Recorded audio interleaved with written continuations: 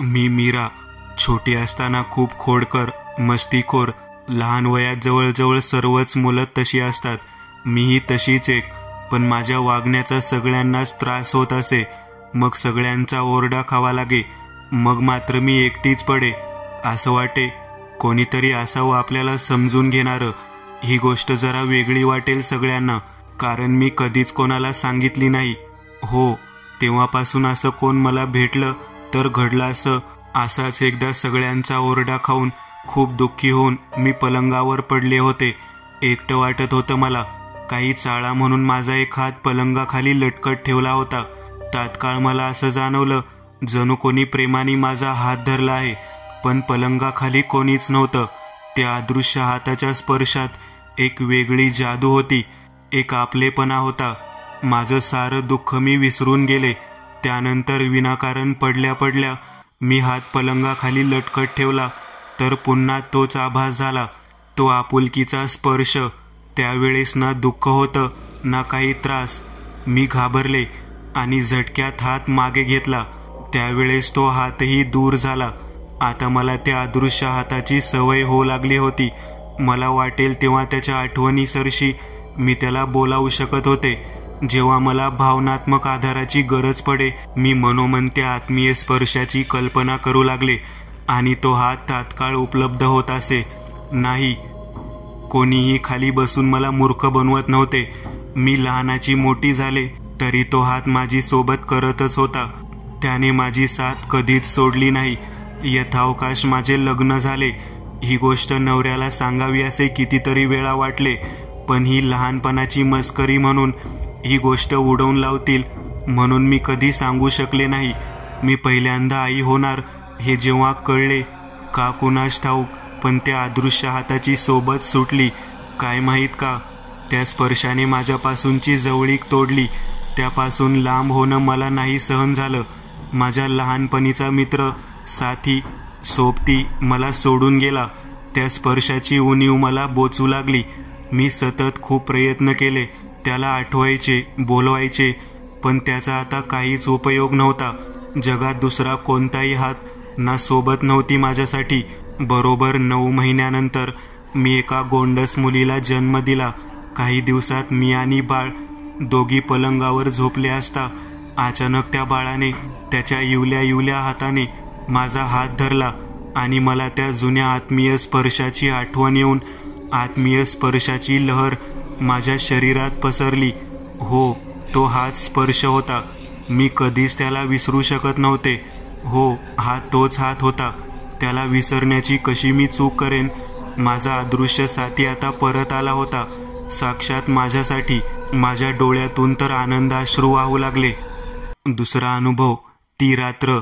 सुरभी, सुरेशराव आणि मीनाताई यांची सुंदर, सुशील, मनमिळाऊ मुलगी, तर सुजय तिच्याहून लहान पण बहिणीवर प्रचंड माया असणारा मुलगा. छान चौकोनी कुटुंब. सुरेशराव BMC म्हणजेच मुंबई महानगरपालिकेत उच्च पदावर कार्यरत, तर मीनाताई या गृहिणी. आपलं काम बरं आणि आपण बरं असं इमानदारीने काम करणाऱ्यांपैकी सुरेशराव होते. दोघांनी आपल्या दोन्ही मुलांवर उत्तम संस्कार केले होते. सुरभी इंटेरियर डिझायनर होती, तर सुजय कम्प्युटर इंजिनियरच्या 2ऱ्या वर्षाला शिकत होता. सुरभीचं लग्नाचं पाहायला हवं म्हणून सुरेशराव आणि मीनाताईमध्ये चर्चा झाली. आपण लवकरच तिचं नाव योग्य अशा वधूवर केंद्रात घालावं असं दोघांनीही संगमतानं ठरवलं. मुलगी बघता बघता मोठी झाली आणि उद्या लग्न होऊन सासरी निघून जाईल. ह्या विचाराने दोघांच्या डोळ्याच्या कडा ओल्या झाल्या. पण योग्य मुलाच्या हाती तिचा हात सोपवणंही एक परीक्षाच होती त्यांना. उद्या सुट्टी होती म्हणून आज दोघेही जरा उशिरापर्यंत बोलत बसले होते. आज रविवार, उठायला जरा उशीरच झाला होता, पण तरीही मीनाताईने लगबगीने घरातलं सर्व लवकर आवरलं होतं. आज त्यांची जुनी मैत्रीण त्यांना भेटायला येणार होती. संध्याकाळी 4 वाजता सुनीताताई आल्या. घराचं दार सुरभीनेच उघडलं. हसून प्रेमाने तिने त्याचं स्वागत केलं. जुजबी बोलून ती तिच्या रूममध्ये काम करत आहे असं मीनाताईंना सांगून ती गेली. खूप दिवसांनी भेटल्यामुळे मीनाताई आणि सुनीताताईंना काय बोलू आणि काय नको असं झालं होतं. बोलता बोलता मीनाताईची गाडी सुरभीच्या लग्नावर आलीच. आता लवकरच सुरभीकरिता स्थळ बघायला सुरुवात करायची आहे. एका सुयोग्य मुलाशी तिचं लग्न व्हावं आणि तिने तिच्या संसारात पडावं. आम्हा दोघांनाही झालंय. मीनाताई म्हणाल्या, किती वय आहे का आता सुरभीचं? आता नोव्हेंबरमध्ये 24 लागल तिला. एका इंटेरियर फर्ममध्ये काम करते. 25,000 पगार आहे. आता तिचं नाव करूच रजिस्टर. माझा भाचा आहे लग्नाचा. 28 वर्षाचा आहे. अमेरिकेत स्थायिक आहे. MS आहे. माझ्या ननंदेला इथलीच मुलगी सून म्हणून हवी आहे. बघ सुरेशरावांना आणि सुरभीला विचारून. पाहिजे तर लगेच मी आम्हीची पत्रिका, बायोडेटा, फोटो मागवून घेते आणि तुला शेअर करते. तूही सुरभीचा बायोडेटा, फोटो व पत्रिका पाठव. थांब मी आताच विचारते. उगाच शुभकार्यात उशीर नको. मीनाताई असे बोलताच दोघीही हसतात. अहो ऐकता का जरा? जरा बाहेर या ना. सुरभी, तूही ये ना जरा बाहेर. मीनाताई दोघांना आवाज देतात. दोघंही हॉलमध्ये येतात, जिथे मीनाताई आणि सुनीताताई गप्पा मारत बसल्या होत्या. दोघं एकदम बोलतात. काय ग, का बोलावलंस? बघ सुनीता काय विचारते. तिचा भाचा लग्नाचा आहे. अमेरिकेत स्थायिक आहे. त्यांना भारतीय मुलगीत सून म्हणून हवी आहे. आणि सुनीता सुरभीसाठी विचारते, पाठवायची का पत्रिका, फोटो? दोघं एकमेकांकडे बघतात. आई बाबा तुम्हीच पहा काय करायचं ते, असं बोलून ती आत जाते. ठीक आहे, पाठवून बघा.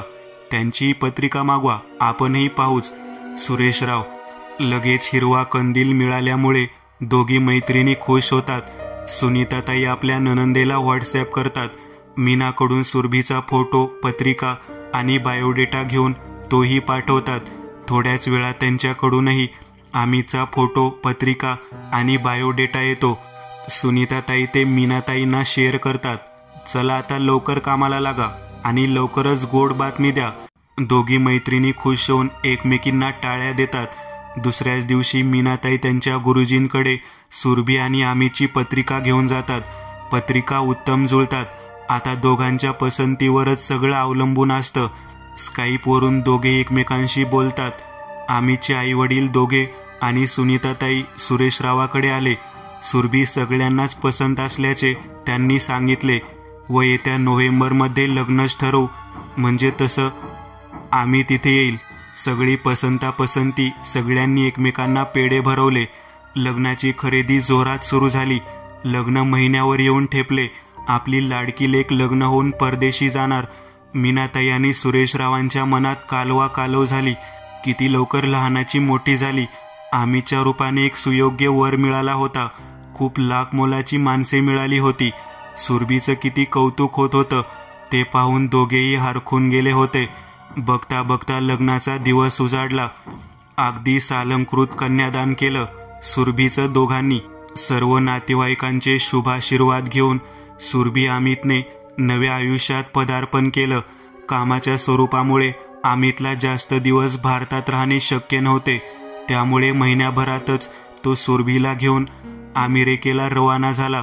अमेरिकेतलं अमितचं घर खूपच प्रशस्त होतं. मोठा बंगलाच होता तो. त्या बंगल्याच्या मागे खूप सुंदर बाग होती. विविध फुलांची झाडे त्या बागेत होती.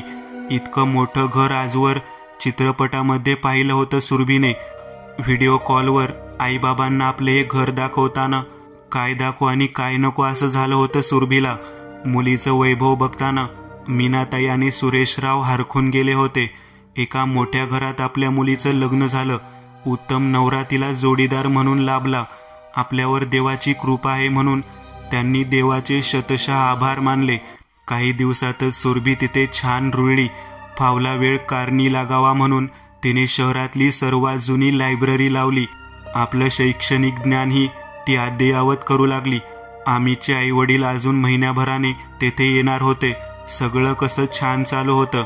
आज काही कामानिमित्त अमितला यायला उशीर होणार होता. सुरभी आज जरा थकली होती. बेडवर पडून पुस्तक वाचत असताना तिला झोप लागली. काही वेळ गेला असेल. तिला अचानक जाग आली. किती वाजले असतील म्हणून टेबल लॅम्पच्या दिशेने तिने हात सरकवला, पण हाताला काहीच लागले नाही. असं का वाटलं म्हणून तिने डोळे नीट उघडून आजूबाजूला पाहिलं तर आपण कुठे वेगळ्याच ठिकाणी असल्याचं तिला जाणवलं. ही तर आपली बेडरूम नाही, सुरभी मनातल्या मनात म्हणाली. सगळ्या बेडरूमचं रूपच पालटलं होतं. तिचा बेडही आकाराने लहान झाला होता आणि तो जुन्या काळातील असावा असा दिसत होता. खिडक्यांचे पडदे बदललेले दिसत होते. ती बेडरूम एका जुन्या काळातील बेडरूम सारखी वाटत होती. अद्ययावतपणाचा कुठलाही लवलेश नव्हता. घाबरून ती जागीच उठून बसली. पाहते तर समोरच्या उजव्या कोपऱ्यात एक स्त्री टेबलवर काहीतरी लिहित बसलेली दिसली. अमितचा डेस्कटॉप सगळं गायब होतं. आता मात्र सुरभी चांगलीच घाबरली. तिने अमितला आवाज दिला, पण अमित अजूनही आला नव्हता आणि तिच्या आवाजाचा त्या स्त्रीवर काहीही परिणाम झाला नाही. पलंगावरून उठत आपली रूम पाहत सुरभी रूम बाहेर पळाली. ती इतकी घाबरलेली होती की समोरून येणारा अमित तिला दिसलाही नाही. ती जोरात त्याच्यावर आदळली. इतकी घाबरलेली सुरभी पाहून अमितलाही आश्चर्य वाटले. बेडरूममध्ये तिने असे काय पाहिले ज्याने ती घाबरली याचा त्यालाही प्रश्न पडला. थोडं शांत झाल्यावर तिच्या लक्षात आले की आपले घर आधी होते तसेच आताही आहे. मग बेडरूम. अमितला सोबत घेऊन तिने बेडरूम उघडून पाहिले तर बेडरूम जसेच्या तसे आधुनिक होते. कुठल्याही जुन्या काळातील गोष्टींचा तेथे लवलेशही नव्हता. त्या उजव्या कोपऱ्यात अमितचा डेस्कटॉप जशाचा तसा होता. कोणतंही टेबल नव्हतं, ना कोणी स्त्री त्यावर लिहित बसलेली तिला दिसली. हा घडलेला सर्व प्रकार तिने अमितला सांगितला, पण अमितच्या मते तिला ते सर्व स्वप्नात दिसले असावे आणि गाढ झोप अचानक मोडल्यामुळे ती घाबरली असावी. पण सुरभी जाणून होती की तिने ते सर्व स्वप्नात नाही, वास्तव्यात पाहिले होते. आपणच या गोष्टीचा छडा लावायचा असे तिने मनोमन ठरवले. त्याप्रमाणे तिने तिच्या लायब्ररीत काही संबंधित गोष्टींचा शोध घेण्यास सुरुवात केली. त्यावेळेस तिला कळले की 150 वर्षांपूर्वी त्या जागेवर जिथे आज त्यांचा बंगला आहे तिथे एका अमेरिकन लेखिकेचं घर होतं. आपल्याला दिसलेली ती स्त्री, तिच्याबाबत शोध घेण्याचा तिने अजून प्रयत्न केला तेव्हा तिच्या हाती काही फोटो लागले. त्यावेळेस तिला कळून चुकले की ज्या स्त्रीला काही लिहित असताना तिने पाहिले ती स्त्री तीच लेखिका होती जी त्या घराची मालकीन होती. पण आपल्याला असे का दिसले, का जाणवले याचा मात्र तिला काहीही उत्तर मिळालं नाही. लायब्ररीमध्ये काय समजलं त्या घराचा इतिहास तिने घरी येऊन अमितला सांगितला, पण त्याला याआधी असं काहीच दिसलं वा जाणवलं नव्हतं. त्यामुळे या सर्वाचंच त्याला आश्चर्य वाटलं. पण त्या रात्रीनंतर पुन्हा कधीही असा अनुभव घरात कोणालाही आला नाही, ना सुरभीला. मग त्या रात्री नेमके असे काय, कसे आणि का घडले हा प्रश्न मात्र आजही अनुत्तरितच राहिला आहे. मागच्याच पावसाळ्यात घडलेली घटना.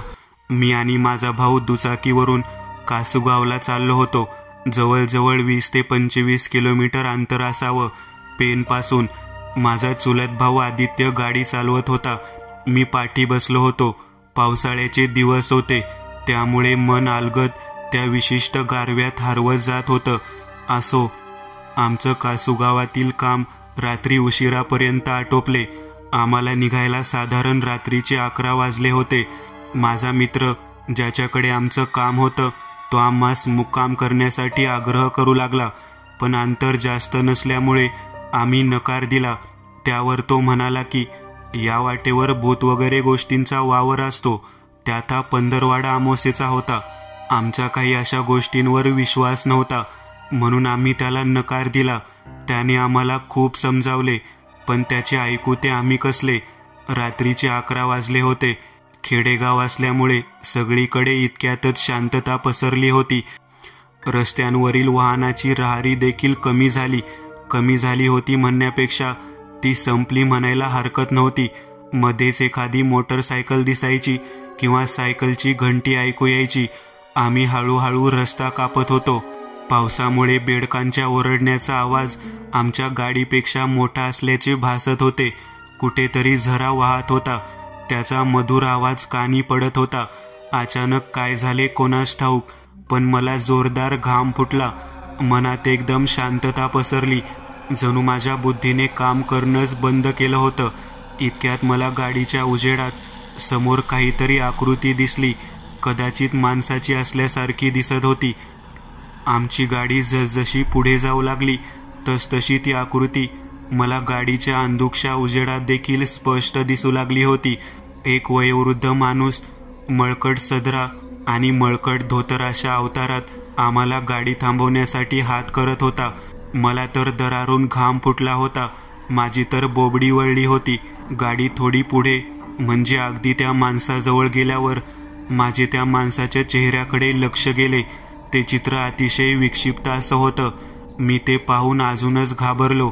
त्या माणसाच्या चेहऱ्यावरील एका बाजूकडून पूर्ण रक्ताच्या धारा लागल्या होत्या. त्याच्या तोंडातून आणि सर्वात भयावह म्हणजे त्याच्या डोळ्यातून देखील रक्त येत होतं. हे सगळं माझ्या भावाने देखील पाहिलं आणि त्याचं गाडीवरील नियंत्रण सुटलं. त्याने कशीबशी गाडी नियंत्रित करून अगदी जोरात पळवायला सुरुवात केली. आम्ही दोघेही खूप घाबरलो होतो. त्या माणसाचा केविलवाना आवाज कानी पडत होता, गाडी थांबवा रे, गाडी थांबवा रे, नाहीतर मी तुम्हाला मारून टाकीन, सोडणार नाही मी तुम्हाला. आणि हळूहळू तो आवाज आमच्या कानातून उतरत गेला आणि आम्ही मोठ्या रस्त्याला लागलो. आम्ही दोघे देखील घामाने भिजलो होतो. माझ्या भावाचे तर हातपाय थरथर कापत होते. त्याला धड गाडी देखील नीट चालवता येत नव्हती. तरी कसाबसा धीर धरून तो गाडी चालवत होता. आम्ही मोठ्या रस्त्याला लागल्यावर रस्त्यात एक धाबा दिसला. त्या धाब्यावर गर्दी अशी काही नव्हती, पण आम्हाला भिजलेला पाहून त्या धाबा चालकाने आम्हास आश्चर्यचकित होऊन विचारले की एवढं निरभ्र आकाश असताना पाऊस नक्की कुठे चालू आहे. मी आणि माझ्या भावाने एकमेकांकडे कटाक्ष टाकला आणि त्याला सगळी हकीकत सांगितली.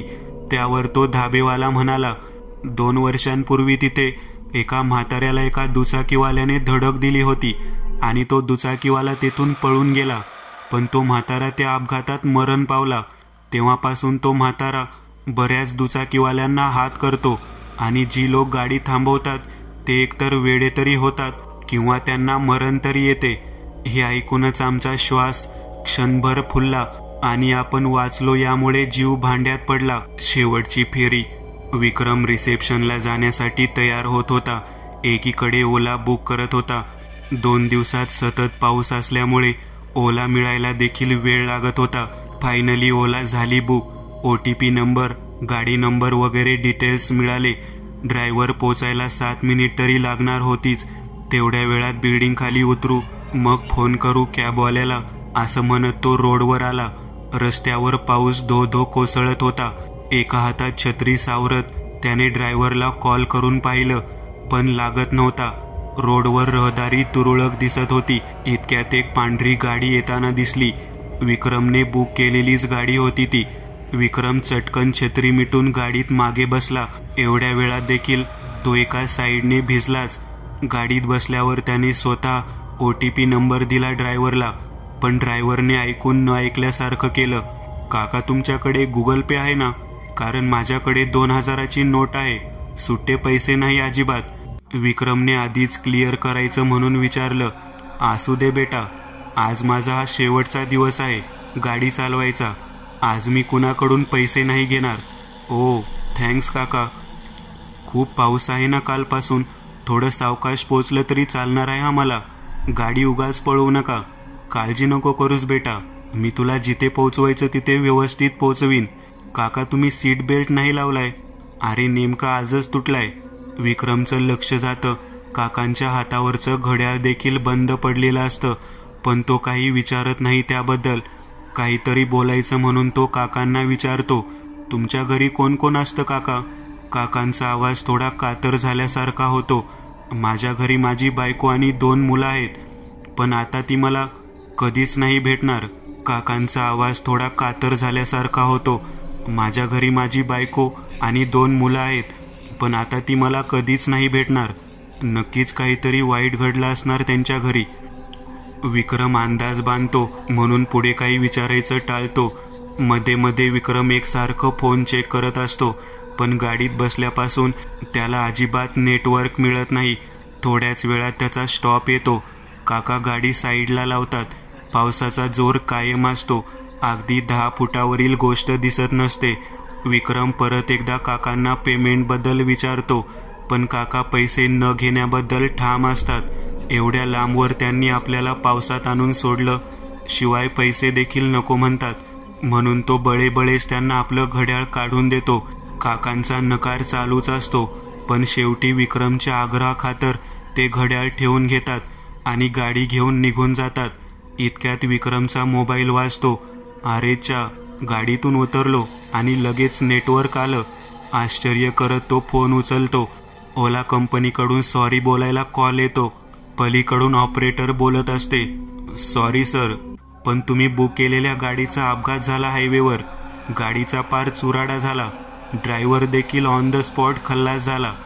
आम्ही तुम्हाला कधीपासून ट्राय करतोय सर, पण तुमचा नंबर लागतच नव्हता. अजून देखील तुम्ही सांगत असाल तर आम्ही वेगळी कॅब अरेंज करून देतो. नो थँक्स, एवढ्या पावसात जायचा माझा मूड नाही आता. विक्रम कॉल कट करतो आणि मोबाईल खिशात ठेवतो, पण खिशात ऑलरेडी काहीतरी असतं. विक्रम हात घालून पाहतो. आपण काकांना आग्रहाने दिलेलं घड्याळ आपल्या खिशात. तो ते आता हातावर बांधण्याऐवजी परत खिशात ठेवून देतो. रिसेप्शनसाठी आलेले विक्रमचे मित्र रोड साईडला चहाच्या टपरीवर सिगारेट पित असतात. 1-2 कश मारल्यावर विक्रमचं डोकं थोडं ताळ्यावर येतं. त्यातल्याच एकाच्या हातात तो आणलेलं गिफ्ट देतो आणि आल्या पावली परत निघतो. असं काय, हा एवढ्या लांब पावसात आला काय आणि रिसेप्शन अटेंड न करता निघाला काय? विक्रमचे मित्र नवल करत राहतात. अरे विक्रम थांब. ते त्याला आवाज देऊन थांबवायचा प्रयत्न करतात, पण विक्रम कुठलाही प्रतिसाद न देता तिथून स्टेशनच्या दिशेने चालता होतो. आता जाताना परत कॅब बुक करावी हा विचार देखील त्याला शिवत नाही. हृदयस्पर्शी. बाहेर थोडा काळोख पडायला सुरुवात झाली होती. कुंपणाच्या लोखंडी दरवाजाजवळून मला कोणीतरी बोलवत होते. कोण असेल बरे? या उत्सुकतेने मी बाहेर गेलो. एक वयस्कर माणूस दरवाजाबाहेर उभा होता. चुरगळलेले कपडे आणि हातातील पिशवी बघून तो खूप दूरवर प्रवास करून आल्यासारखे वाटत होते. हातातील कागद बघून त्याने विचारले, बाबू हा पत्ता आनंद आठवा रस्ता आहे का? होय, मीच आनंद, मी उत्तरलो. त्याचे ओठ थोडेसे थरथरले. कोरड्या ओठावरून त्यांनी जीभ फिरवली व स्वतःजवळील पत्र माझ्याकडे देऊन ते म्हणाले, बाबू मी तुझ्या वडिलांचा मित्र आहे. आपल्या गावाकडून आलो. तुझ्या वडिलांनी मला हे पत्र दिले आणि तुझी मदत मागायला सांगितले आहे. माझ्या वडिलांनी? मी पुटपुटलो आणि उत्सुकतेने पत्र वाचू लागलो. प्रिय आनंद, अनेक आशीर्वाद. हे पत्र घेऊन येणारी व्यक्ती माझा मित्र आहे. त्याचे नाव रमैया. खूप कष्टाळू आहे. काही दिवसापूर्वी त्याचा एकुलता एक मुलगा एका अपघातात मृत्यू पावला. नुकसान भरपाईसाठी तो सर्वत्र धावाधाव करतोय. आताच्या परिस्थितीत खर्चाची तोंड मिळवणी करण्यासाठी त्याला त्याची अत्यंत गरज आहे. मी सोबत पोलीस पंचनामा आणि इतर सर्व कागदपत्रे पाठवित आहे. भरपाईची अंतिम रक्कम तुम्हाला कंपनीच्या मुख्य कार्यालयात मिळेल असे त्याला सांगितले गेले आहे. त्याची हैदराबादला येण्याची पहिलीच वेळ आहे आणि तो तेथे अनोळखी आहे. मला खात्री आहे की तू त्याला मदत करू शकशील. तुझी काळजी घे आणि शक्य तेवढ्या लवकर आम्हाला भेटायला ये. तुझे प्रिय बाबा. मी पत्र वाचत असताना रमैया गुरु मला निहाळत होता. क्षणभर विचार केला आणि त्यांना आत बोलावले. त्यांना पाणी देऊन त्यांनी काही खाल्लेले आहे का याची चौकशी केली. नाही. प्रवास थोडासा लांबला, त्यामुळे मी फक्त बरोबर आणलेली 2 केळी खाल्ली. रमैया म्हणाले, आज जाऊन मी 4 डोसे तयार केले आणि लोणच्याबरोबर त्यांना देऊन म्हटले, तुम्ही खाऊन घ्या. मी बाहेर जाऊन काही फोन केले. मी परत आलो तोपर्यंत त्यांनी डोसे संपवले होते व हातात काही कागद घेऊन ते बसले होते. त्यांच्या हातात त्यांच्या मृत मुलाचा फोटो होता. बहुतेक 22 वर्षांचा असावा.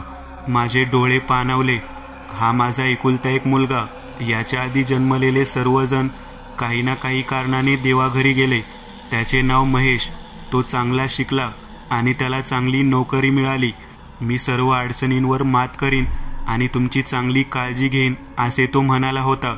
त्या अमंगल दिवशी त्याला रस्ता ओलांडताना अपघात झाला आणि त्यातच जागच्या जागीच त्याचा मृत्यू झाला. मुलाच्या मृत्यूची भरपाई म्हणून पैसे स्वीकारायला सुरुवातीला आम्ही नाखुश होतो, परंतु दिवसेंदिवस आम्ही दोघीही थकत चाललो आहोत. तुझे वडील मला म्हणाले, तू हैदराबादला जा आणि त्यांनी मला हे बरोबर पत्र दिले. ठीक आहे, आता फार उशीर झालाय, तुम्ही आराम करा असे सांगून मी देखील झोपलो. दुसऱ्या दिवशी सकाळी आम्ही तयार झालो. कॉफी पिऊन बाहेर पडलो. वाटेतच थोडंसं खाल्लं आणि ऑफिसच्या पत्त्यावर पोहोचलो. आनंद, आता मी सर्व काम करीन, तू तुझ्या ऑफिसला जा. रामय्या गुरु म्हणाले. काही हरकत नाही, मी आज रजा घेतली आहे. मी उत्तरलो. त्यांच्याबरोबर राहून मी त्यांना भरपाईची सर्व रक्कम मिळवून दिली. मी तुझा खूप खूप आभारी आहे. माझी पत्नी घरी एकटीच आहे, त्यामुळे मी लगेच परत जातोय. रमय्या गुरु म्हणाले. चला, मी तुम्हाला बस स्टँडवर सोडतो. मी त्यांना बस स्टँडवर आणले. बसचे तिकीट काढून दिले. प्रवासासाठी बरोबर काही फळे घेऊन दिली. त्यांच्या डोळ्यात माझ्याविषयी कृतज्ञता दाटून आली होती. ते म्हणाले, आनंद बाबू, तुम्ही माझ्यासाठी रजा घेऊन मला खूप मदत केली. घरी गेल्यावर मी तुमच्या वडिलांना भेटून हे सर्व सांगीन व त्यांचेही आभार मानीन. मी त्यांचे हात हातात घेतले आणि म्हणालो, मी तुमच्या मित्राचा मुलगा आनंद नाही. माझे नाव अरविंद आहे. काल तुम्ही चुकीच्या पत्त्यावर आला होतात. ते आनंदचे घर अजून 2 किलोमीटर लांब होते. तुम्ही आधीच खूप थकला होतात. तुम्हाला सत्य सांगायचे माझ्या जीवावर आले. मी पत्रावरील आनंदच्या नंबरवर फोन केला. चौकशी केली. आनंदच्या पत्नीने सांगितले की तो काही कामानिमित्त शहराबाहेर गेला आहे. मी तुमच्या मित्राला फोन करून हे सर्व सांगितले. खूप दुःखी झाले. जेव्हा मी त्यांना सर्व मदतीचे आश्वासन दिले तेव्हा त्यांना बरे वाटले. तुमचे नुकसान हे कधीही न भरून येणारे आहे, परंतु मला वाटले मी तुम्हाला मदत करावी आणि मी ती केली. यामुळे मला फार समाधान लाभले. बस सुटताना रामय्यांनी माझे हात आपल्या हातात धरले. त्यांचे डोळे कृतज्ञतेने पाणावलेले होते. परमेश्वर तुझे भले करो, त्यांचे निघतानाचे शब्द होते. मी वर आकाशाकडे पाहिले. मला वाटले माझे वडील तिथेच कुठेतरी असले पाहिजेत. बाबा, तुम्ही रामय्याच्या रूपात माझा उत्कर्ष पाहायला आला होतात का? मला पत्र पाठवून तुम्ही माझी परीक्षा घेत होतात का? मी मदत करतोय की नाही हे पाहत होतात. तुमच्यासारख्या थोर पुरुषाचा मुलगा म्हणून जन्म घेऊन मी माझे कर्तव्य बजावले आहे. तुम्हाला आनंद झालाय ना? आनंदाश्रूंनी माझे डोळे भरून गेले. दुसऱ्यांना मदत करण्याचे उद्दिष्ट ठेवा. वाट आपोआप सापडेल. प्रत्येकाने माणुसकी सांभाळावी.